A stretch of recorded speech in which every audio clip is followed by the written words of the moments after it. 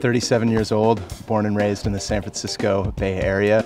Ended up going off to Bible college, I don't know why at the time, and meeting this amazing girl who's been my wife now for 15 years, and together we have 3 beautiful, lovely daughters. Lived in Los Angeles for almost 11 years, just planting and leading a church out there called Reality LA, and in the last few years, through a shared sense of call amongst leadership, sense that God was calling us to move to London and to see a church planted here and to be a part of what God's doing in the city.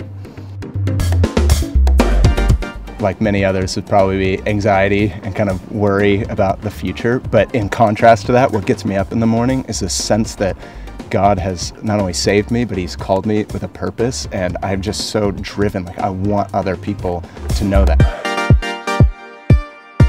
I'm really praying that in the middle of what seems to be just a very chaotic and crazy world, first, that the church would wake up. We have this message we need to share, and people to serve, people to love. And I want the world to wake up. I want the world to yes, be asking the hard questions. And I pray that the church would be ready to answer them with the person of Jesus Christ.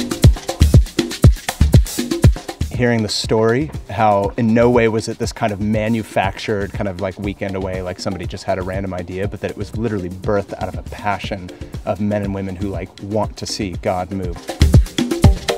The shift away from making Jesus a part of your life to making Jesus the center of your life, to a servant-based mindset that says, what can I pour into it? What can I give away because of what Christ has given for me? That's what I want to see a shift. I just want to see the generation of 20s and 30s now just go for it and say, Jesus, my life is yours. It doesn't belong to me. Like, I'm here to serve. What do you want me to do?